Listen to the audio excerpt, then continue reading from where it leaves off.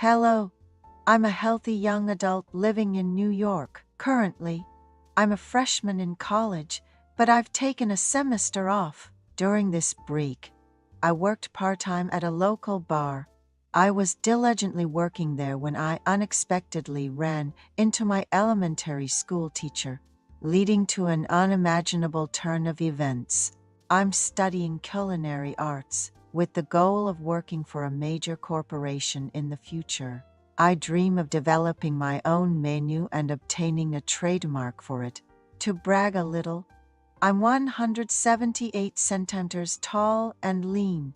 Until high school, I used to eat whatever my mom cooked, which led me to nearly reach 90 kilograms. However, I lost weight after going to college, which defined my jawline and improved my skin's elasticity. Some of my peers were so surprised by my transformation that they asked me for diet tips. Initially, it was tough to resist my favorite foods, but by reducing carbohydrates like snacks and flour, I successfully lost weight. I'm currently working at a nearby bar. My parents, who run a small business, insisted I take a break from working, especially in a challenging environment like serving at a bar. But I knew my father's business wasn't doing well. Their revenue has decreased, forcing them to lay off long-time employees and work by themselves. They only take one day off a week, which seems incredibly hard on them. My mom even knits scarves in her spare time at the business place and sells them. They're much better quality than what you find in cheap stores.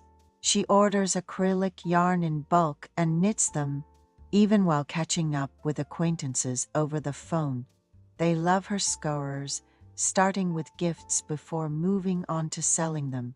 Sometimes, she even sells them on local mom cafes online. I try to help by cooking various dishes at home, which they greatly appreciate. I learned cooking by watching numerous YouTube cooking channels.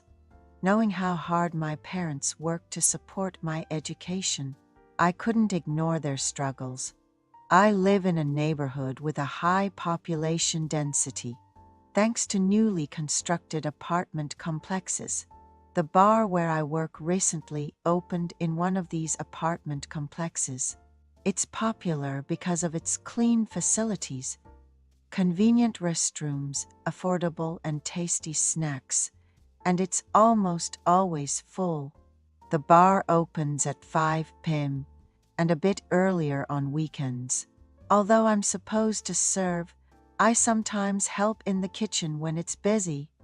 I'm proud to have saved enough money for next semester's tuition from my earnings. But you know, there's a charm to it.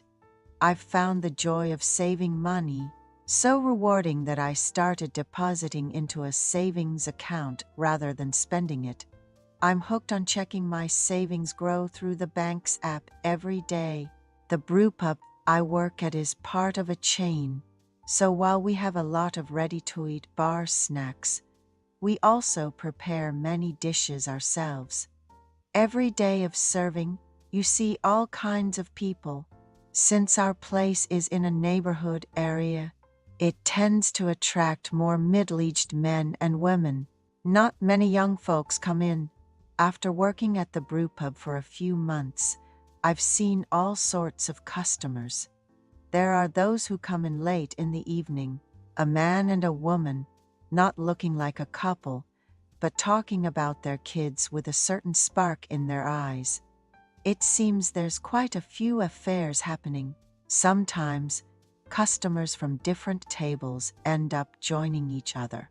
I once saw a group of attractive middle-aged women chatting and drinking, and the gentleman from the opposite table ended up joining them. The dim lights and alcohol seem to spark curiosity in people. Although I don't quite understand it, working at the brewpub at a young age has allowed me to witness a lot. Of course, there are those who, feeling good from the drinks, decide to continue the party at a karaoke bar. Working here has made me detest alcohol. Oh, I wish people knew their limits. Sometimes people overdo it and end up vomiting. And I'm the one cleaning up the mess. Every time it happens, I think about quitting. But then I remember my parents and can't bring myself to do it. Thankfully, I have the stamina and perseverance to keep going. Embarrassingly enough, there are women who come in just to see me. It seems our brewpub got mentioned on a mom's community website. Brewpubs often hire young and tall part-timers. Someone posted about a good-looking staff member at our place. And since then, we've had a lot of middle-aged women visiting. They come out in the evening and stay until late, which has me worried about their family life. They drink heavily until closing time. Some customers even leave me tips for my hard work. The older gentlemen often ask me my age, if I'm in school, and commend me for working hard. Those days, even the boss is in a good mood. I arrive at the pub an hour before opening to clean and check the ingredients. When regulars come in, the boss sometimes makes them special snacks, which is why our place is doing quite well. There's hardly any time to sit down. My feet are sweating from all the serving, and I help with the dishes and tidying up after closing. I get home after midnight, take a shower, use a massager on my swollen legs, and then go to sleep. I wake up late in the morning, prepare some food, and do some house chores that my mom couldn't get to. Something special happened a few weekends ago. It was Sunday, and I saw a familiar face. It was my 5th grade homeroom teacher, sitting with a woman.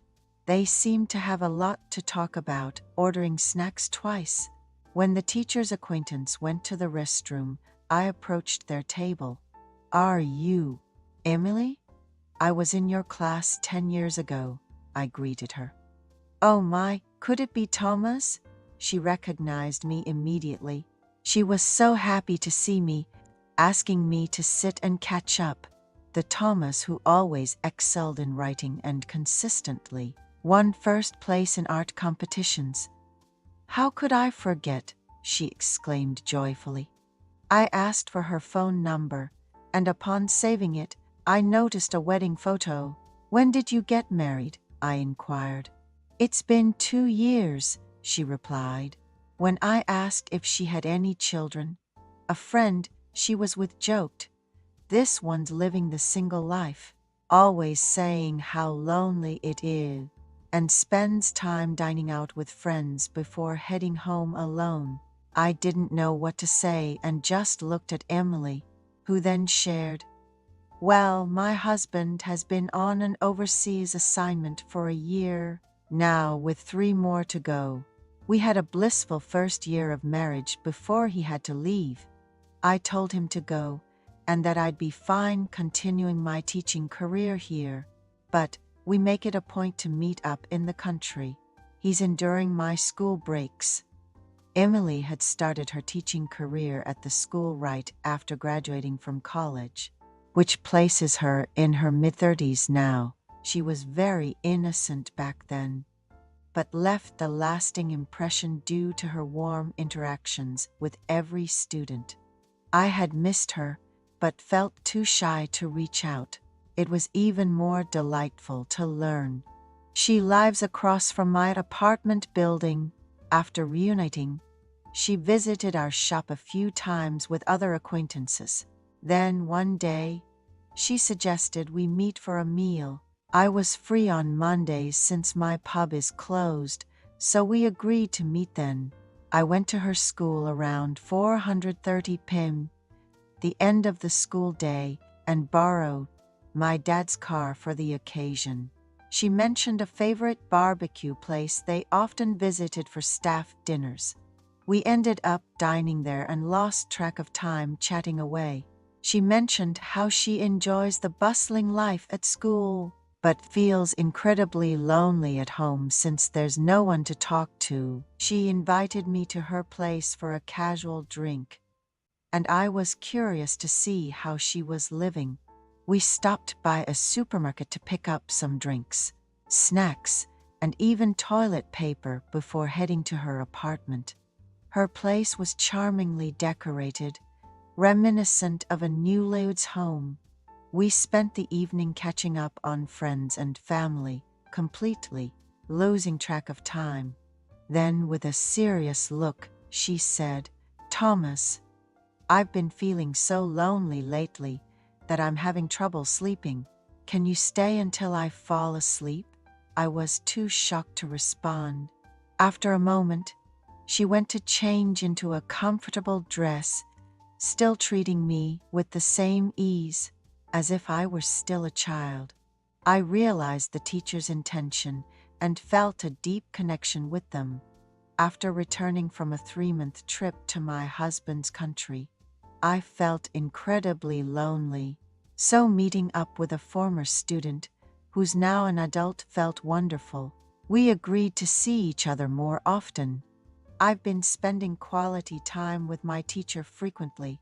The teacher would warn me about potentially risky days when we might be recognized by parents.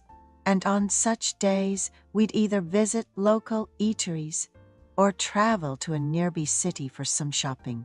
We've even hit the nightclubs together, dancing the night away. Normally, the teacher would have coffee after work or head home early after dinner, but our dates have reduced the number of meals shared, with colleagues sparking their curiosity about what's been happening. Some joke about whether a new romance has blossomed, and the teacher, ever so innocent, can't even respond, just laughs it off, saying, "Sure, meet whoever you want when your spouse isn't around."